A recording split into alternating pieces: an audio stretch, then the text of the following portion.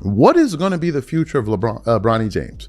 Is he going to be able to survive on the Lakers or survive in the NBA if LeBron James leaves the Lakers? All right, let's dive into the Lakers.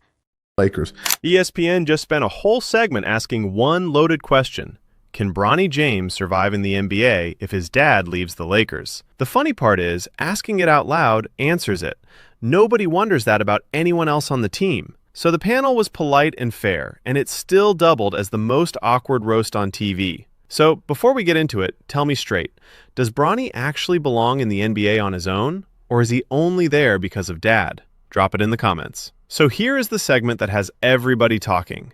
It's always LeBron and Bronny. If I'm Bronny, I'm like, can you please leave me out of this? Like, I would like the opportunity to be my own person. It's his third year in the league. He doesn't need dad anymore. It's his third year. He's okay. 21? Let's just say this, Andy. How long do you think he stays on the roster if LeBron's not? I have no idea. Over on ESPN's Los Angeles show, Ramona Shelburne and Andy Kamenetsky sat down and spent real airtime on one question. If LeBron James leaves the Lakers, can Bronny James survive in the NBA on his own? Sit with that question for a second, because asking it out loud kind of answers it. Nobody is running a segment wondering if Austin Reeves can survive without LeBron.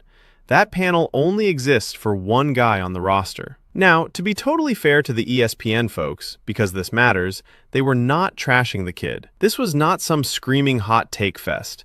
They actually gave Bronny credit where it was due. They pointed out that he played real playoff minutes last season, and that you do not get thrown into a playoff game just because your dad is on the team. Nobody hands you postseason run as a courtesy. So they were clear that those minutes were earned, and they called him a grounded, hard-working kid who is about the right stuff.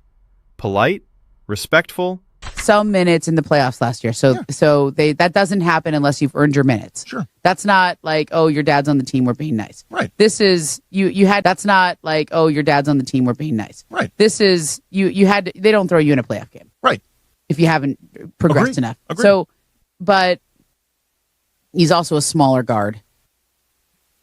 Oh, look. You know what I mean? Like, I get that, but it's at some point, if you're Bronny, if you want to turn this into an actual career, you need to prove yourself on your own merits. Yeah. And I think the longer you go attached to LeBron, the more you seem like a novelty act, or like truly you are only there because of LeBron. And like at some point, man, and he said himself, and by the way, these are not digs at Bronny. Yeah. My interactions with him, I've been really impressed. Me too.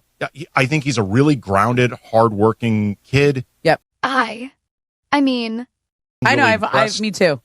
I think he's a really grounded, hardworking kid. Yep. I think he wants the best things for himself. He's about the right stuff. But like at some point, you don't want to be seen just as a byproduct of your dad and nothing else. Yeah.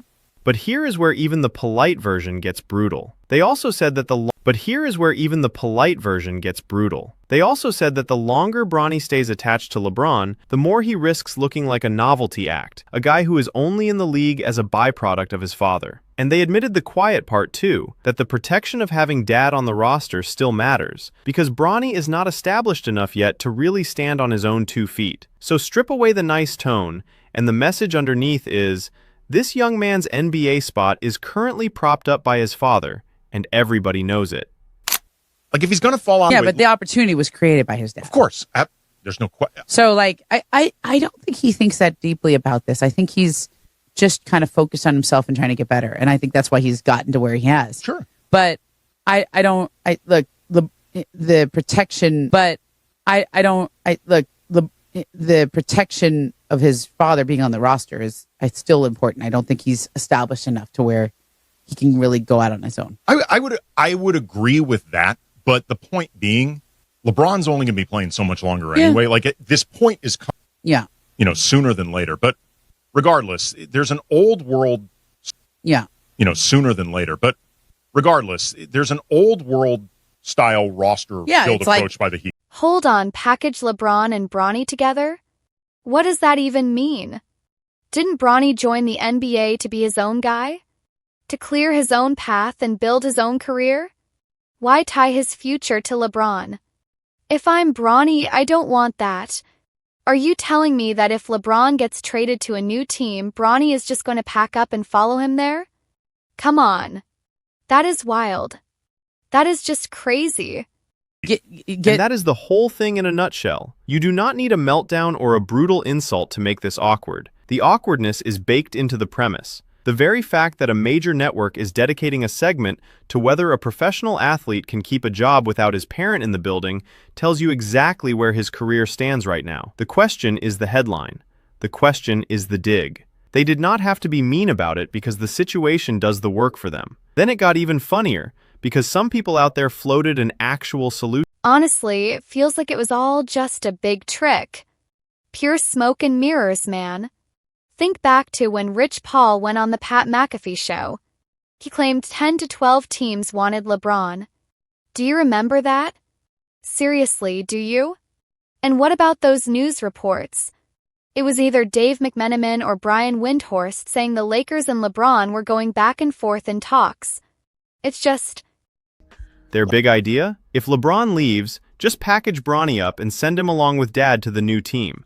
Trade them together. And on the surface, that sounds sweet, the father-son combo riding off together. But hold on. Was the whole point of Bronny entering the NBA not to become his own man and carve out his own path? Following your father to his next job is the literal opposite of independence. That is not forging your own career. That is being a permanent +1.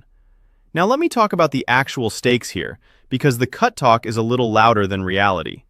Bronny is on a tiny contract. He signed a 4-year deal worth under $8 million total, and he is set to make right around $2.3 million this coming season, couch change in NBA money.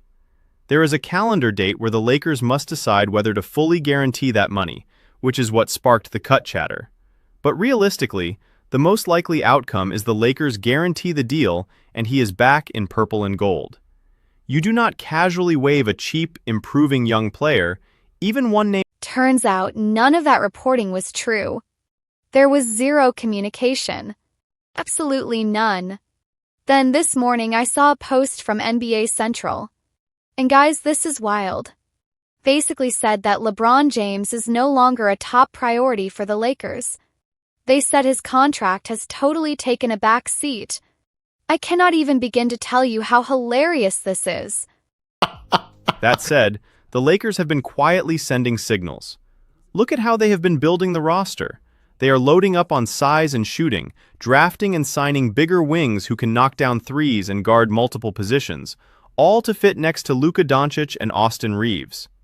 And a 6'2" guard who is still finding his shot is not exactly the prototype for that plan. So while nobody is publicly saying Bronny does not fit, the moves are whispering it pretty loudly. Alright, let me back up and actually lay out how Bronny got here, because the real resume matters more than the noise.